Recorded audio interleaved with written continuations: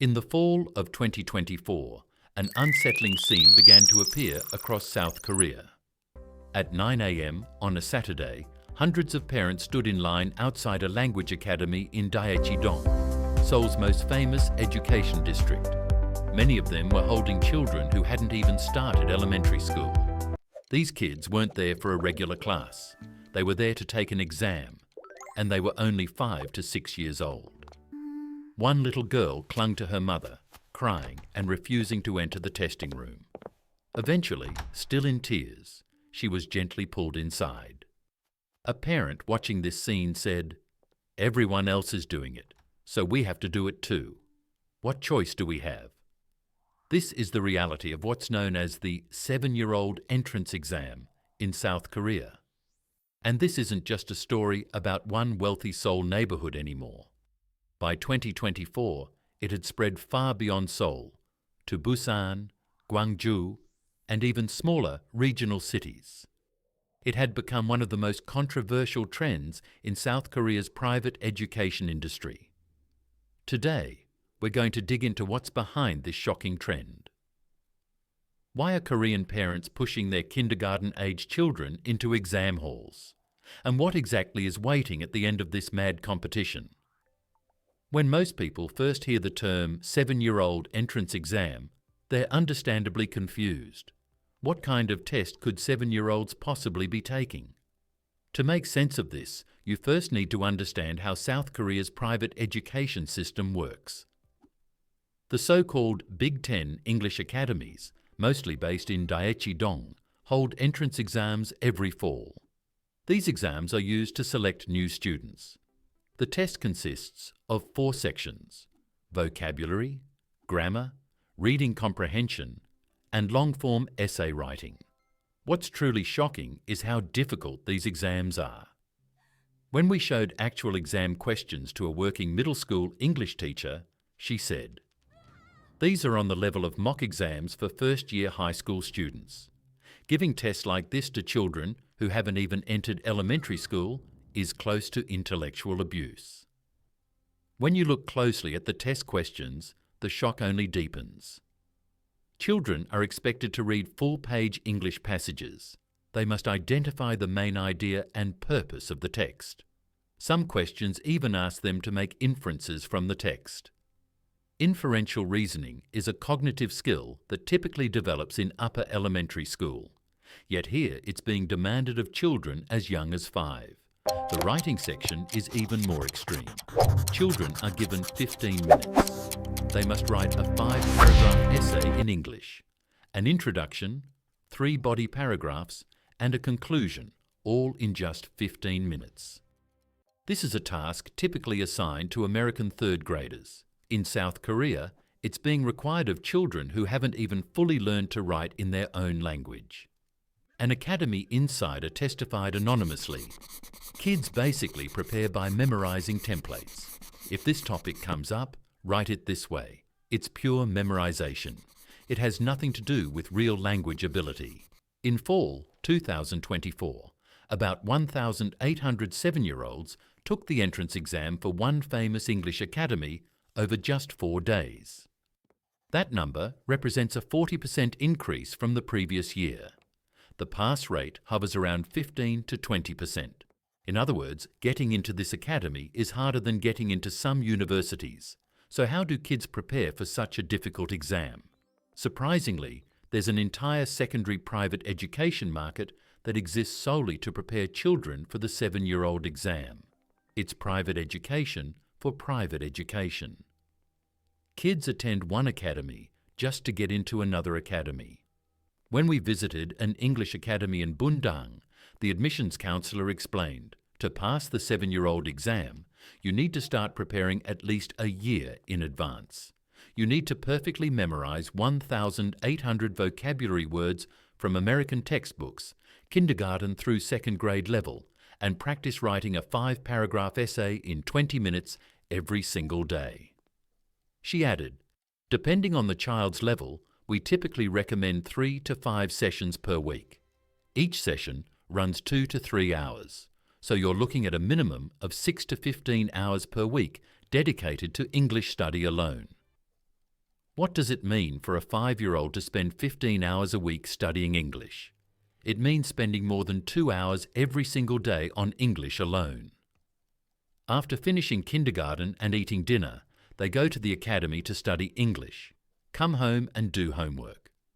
Their playtime, family time, and most importantly, adequate sleep time are inevitably sacrificed in this structure. One parent confessed, "At first I wasn't sure if this was right, but when all the other mums said they were preparing their kids, I felt anxious that my child would fall behind. So I ended up sending mine to the academy too." This collective psychology is accelerating the 7-year-old exam craze even further. The monthly tuition for 7-year-old exam prep academies ranges from 800,000 to 1.5 million won, roughly 600 to 1,100 US dollars. When you add in textbook costs, practice test fees and additional tutoring, it's not uncommon for families to spend over 2 million won, about 1,500 US dollars per month. If you prepare for a full year, that's a minimum of 20 million won, about 15,000 US dollars, more expensive than a year's tuition at a 4-year university. The 7-year-old exam is no longer just a Seoul Gangnam phenomenon. As of 2024, this craze is rapidly spreading across all of South Korea. An English tutor in Busan gave us a remarkable testimony. Just 3 years ago, the 7-year-old exam wasn't a big deal in Busan. People would start thinking about famous academies when their kids were in 2nd or 3rd grade. But starting in 2023, the atmosphere completely changed. Now parents of 6-year-olds in kindergarten are the ones calling me first to ask about 7-year-old exam prep. She was a teacher with 15 years of experience coaching high school students for college entrance exams. But since 2024, she's been primarily teaching preschoolers and lower elementary students. The situation in Gwangju is similar. In November 2024, when a branch of a famous Daechidong Math Academy opened in Gwangju, hundreds of children flocked to take the entrance exam. What's remarkable is that this test targets 2nd and 3rd graders, but the difficulty level consists of advanced problems typically given to 9th graders. One parent said, "Honestly, passing this exam isn't even the goal. I just want to figure out where my child stands, what level they're at nationally." This academy's entrance exam is administered simultaneously nationwide. In fall 2024, about 10,000 children across the country took the test. The results are published with national rankings, allowing parents to check their child's relative position. An education expert analysed it this way: "This isn't just an academy entrance exam anymore. It's essentially functioning as a nationwide academic assessment system. With official testing abolished in elementary schools, the private education market is filling that void. Changes are being detected even in smaller provincial cities." A principal running an English academy in a city of 200,000 people told us, "Until 2022, people would start English seriously in 3rd or 4th grade. But since 2023, more and more kids are coming in already having finished phonics before entering elementary school." Parents say this is what everyone in Seoul is doing and demand the same level here. The 7-year-old exam craze doesn't stop there. Now the starting point is moving to even younger ages. There's a private education market forming that prepares kids from age 3, even from 24 months old. When we visited a preschool-focused English academy in a Seoul Gangnam residential area, we witnessed a shocking scene. The principal we met in the consultation room explained, "We can start classes from 24 months. For children this age, an hour-long class can be difficult, so we begin with 30 minutes and gradually increase the time. The goal is to pass the English kindergarten entrance exam before they turn 4. English kindergartens, commonly called Youngyu, are expensive early childhood education institutions that conduct all classes entirely in English. With monthly fees ranging from 2 to 3 million won, about 1,500 US dollars, there are currently 847 of these operating nationwide as of 2024. That's nearly triple the roughly 300 that existed 10 years ago in 2014. What's surprising is that even to get into these English kindergartens, 3 and 4-year-olds take English interviews and written tests. An Academy official explained, the test consists of recognizing more than 100 English words, understanding simple sentences when heard, writing the alphabet, and so on. To be honest, reaching this level requires at least 6 months to a year of intensive preparation. So what does English education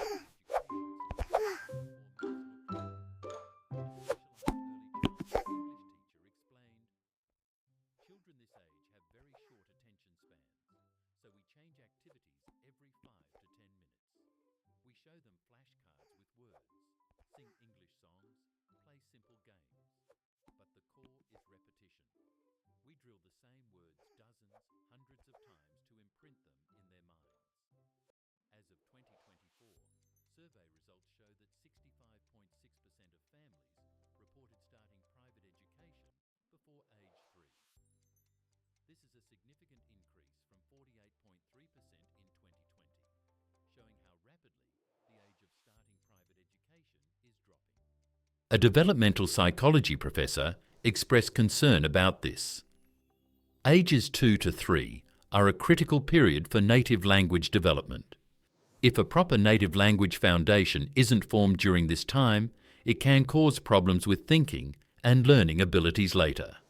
Foreign language learning is far more effective and safe when started after the native language foundation is solid.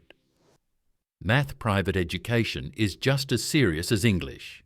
If the 7-year-old exam is the gateway to English academies, the elementary exam is the entrance to advanced math academies. On November 3, 2024, hundreds of elementary students and parents lined up outside a famous math academy in Daechidong to take the entrance exam. About 9,657 children across all nationwide branches took the test that day simultaneously. Their average score was 19.54 out of 100 points. To confirm how difficult this test was, we had 5 Seoul National University students try the problems. Surprisingly, even they struggled considerably with the questions. One student said, "Honestly, these were 9th grade gifted program level problems. I couldn't believe that 2nd and 3rd graders were solving these, and I worry that making kids solve problems like this from such a young age might actually make them lose interest in math." But among parents, getting into this academy is seen as a kind of success formula.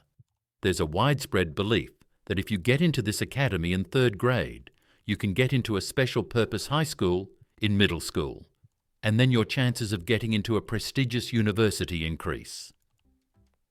This belief has spawned a craze for math advancement. There's an openly acknowledged roadmap in the academy districts. Finish the entire 6-year elementary curriculum in 3rd grade.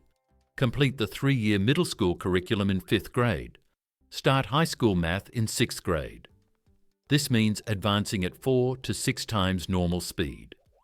An academy admissions counselor explained, to get into top-tier academies, you need to be at least 2 years ahead of your grade level. If you're in 3rd grade, you should have already finished the 5th grade curriculum. That's how you pass the academy's level test. So when does this extreme advancement start? Surprisingly, it's not uncommon for it to begin at age 4. One parent said, "People told me that starting at 5 or 6 is already too late. Since many kids around us were starting at 4, we started then too." Why is this happening? Behind all of this is a calculated business strategy by the private education industry. An academy industry insider, speaking anonymously, gave us a shocking testimony. Academies deliberately making entrance exams harder and harder is an intentional strategy. When you go to meetings of academy directors, they openly talk about how raising the barrier makes more people want to get in. It's paradoxical, but that's actually how it works. He also explained, The core of private education marketing is creating anxiety. Your child is falling behind right now. Come to our academy and we can fix this problem. This message is most effective. When you make entrance exams difficult, many kids fail, and then parents think my child lacks ability, so they seek out even more private education. The movements of large education companies are also worth noting. Companies that specialised in college prep and TOEIC have recently rushed into the early childhood education market in recent years. An education industry analyst explains, with the school-age population plummeting, education companies have two survival strategies: lower the target age range and increase revenue per child. That's why we're seeing English academies for 24-month-olds and math academies for 4-year-olds. In fact, as of 2024, the private education market exceeded 27 trillion won, about $20 billion US. The proportion of early childhood education expenses within that total is rapidly increasing. Early childhood education, which accounted for 15% of the total in 2020, nearly doubled to 28% in 2024. An education professor analyses it this way. The current private education system is operating as an industry, not as education. The essence of education, children's development and growth, takes a back seat, and only market logic is at work. The biggest problem is that this system is self-perpetuating. Once it starts, it's very difficult to stop. Parents are somewhat aware of this structure, but it's not easy for individuals to resist this flow. One parent lamented, "I don't know if this is right, but I'm afraid that if only my child doesn't do it, they'll fall behind later. All the other kids are doing it, so we can't be the only ones not doing it. That's the honest feeling of us parents." The 7-year-old exam, the elementary exam, the toddler exam. What exactly is waiting at the 검사 end of all 결과는 모두 this? 정상입니다. Admission to a prestigious 아기에게도 university, 특별한 문제는 a 발견되지 stable job, 않았으니 a 안심하셔도 successful 됩니다. life? Ironically, no one has an answer to that question. Perhaps we've been asking the wrong question all along. The real question should be this: who is this test really for? The moment a 5-year-old bursts into tears in front of the testing room, that's not for the child. Neither is the moment when a second grader struggles with 9th grade math problems and feels defeated. Nor is the time when a 24-month-old memorizes English words from flashcards something we can honestly say is for that child's happiness. South Korea's private education craze has now gone beyond being simply an education issue.